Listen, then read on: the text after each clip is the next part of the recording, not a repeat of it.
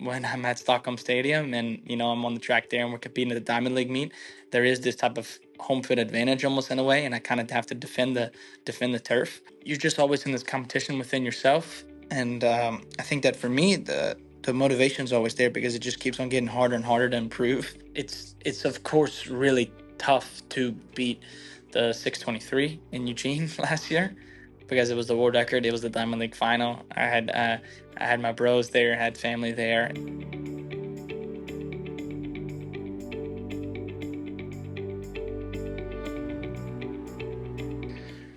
Yeah, I mean, I think it's always fun with new places, new experiences, I would say. But for me, and I mean, the stadiums look world class. It's I think it's super nice that we're gonna have two meets back to back. So we're gonna be there for about a week or week and a half in total. So then I guess we're gonna be able to get the full experience as far as in between the competitions and being able to see the cities a little bit, because of course it's gonna be two cities and two places that I don't really have much experience with, which I think is a really exciting thing.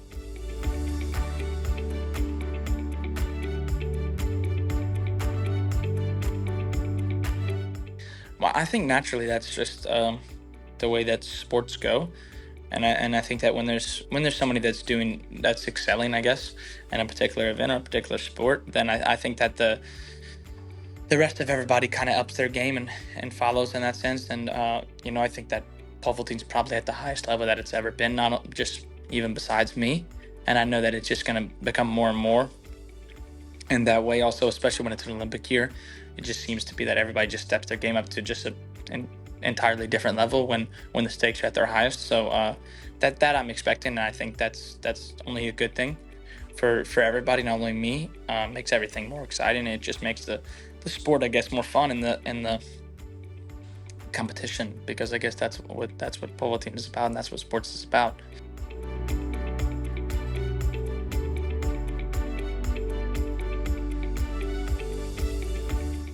Yeah, definitely. Yeah, I mean, the Stockholm Diamond League meet, of course, is for me is always going to be the most special, and it's going to have this different type of feeling for it. I think that as track athletes, you don't really have that team sport feeling in the sense of that home field advantage.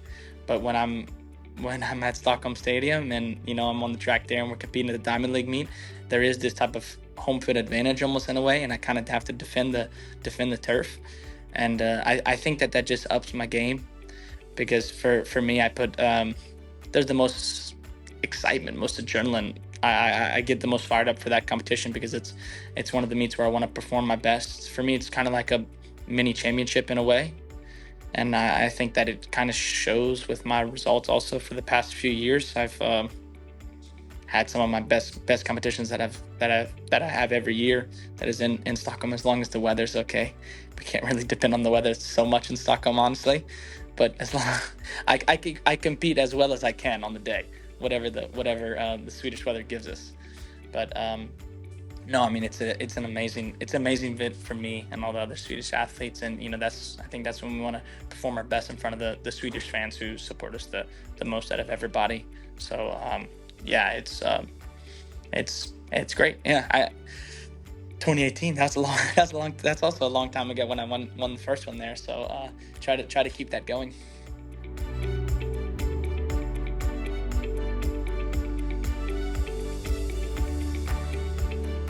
Yeah, it was. Yeah, it was one of the last trophies, I guess, that I was able to get.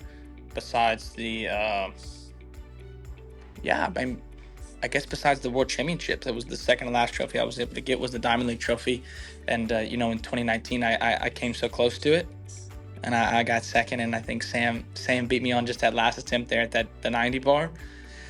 So yeah, for me it was it took a little bit of time, I guess, or it felt like, at least in my eyes, to get that Diamond League trophy. But and it's always a really tough one, especially the years that I've won it. I guess for me it's been in, no, I guess not necessarily just in Zurich. We had the Eugene, of course, last year, but yeah, it's always a very important competition for us because it's usually one of, if not the last competitions, and it's kind of the yeah the end of the year. So you always want to end on a high note, and you always want to end with that title, which holds a lot of weight for us. So yeah, that first one was always, yeah, it's always very special. There's nothing that really compares in the same way to that first one, because the first is always the first. And so everything, yeah, always nice to get the ball rolling, I guess you could say.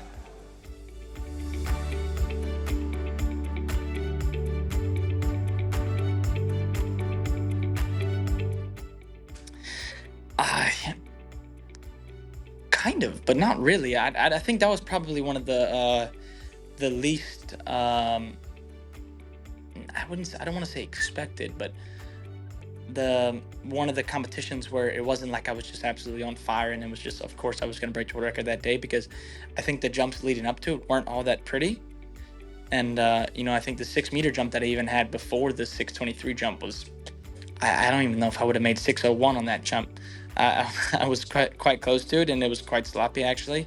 And then I just went straight to the 6:23 jump, because I knew that I didn't have that many jumps left in my body, and it was a long year, and it was the last competition of the year. And luckily I'd only taken three jumps, I think, before that 6:23 attempt. And so I was trying to just save as much energy as possible and go to it as quickly as I could, because I kind of, in my mind, I was just thinking that if I can just put together the best jump that I can on the day, then maybe that's good enough for the 23. And I was able to do it and put together a good enough jump to make it. So that was a cool thing, a new also experience for me, because I'd never jumping a world record or anything that high so late in the season and put together that kind of jump. But it was kind of just the way that the season worked out for me. It kind of took a long time in the outdoor season to get everything really going. And it's a crazy way to end it.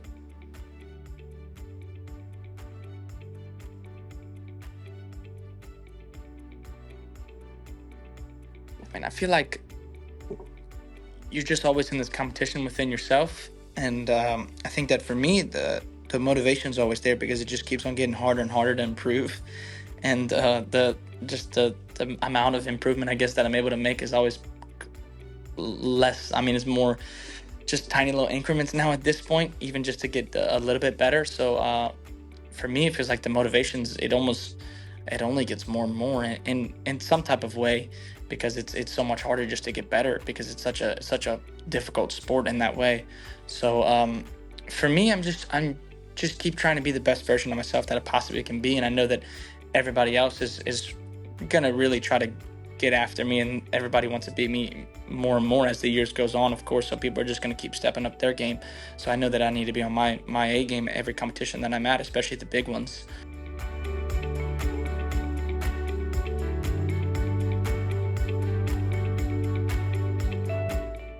I think that it's a little bit of everything. I mean, there's always little ways to improve in every aspect of being a pole vaulter. It's a very mental event, so there's always that mental side that you can strengthen.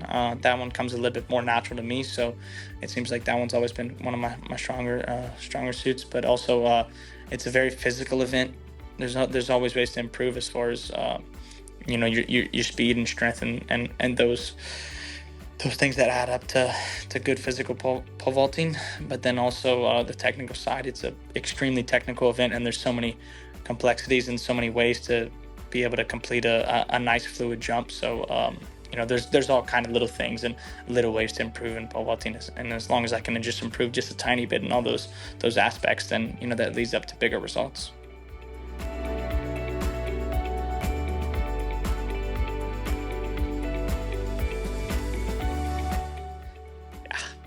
It's of course really tough to beat the 6:23 in Eugene last year, because it was the world record. It was the Diamond League final. I had my bros there, had family there. It was hard to beat that. But I mean, I think that if there is anything that can compare to that, it was the 6:16 in Stockholm. Because that was just, I mean, it's in Stockholm. I got my family there. Also, I have a few childhood friends there. Also, being able to watch me in Stockholm, it's the place that I want to put on my best performance, and I want to show everybody in Stockholm and in Sweden what I can do. And I was able to put on, I guess, the best show that I possibly could that night, and so that's a pretty indescribable feeling. So I mean, I don't know. It's tough to choose. Tough to choose between the two, but I would say that for me, the Stockholm is just as important to perform as a Diamond League final, if I'm being completely honest. So they're neck and neck.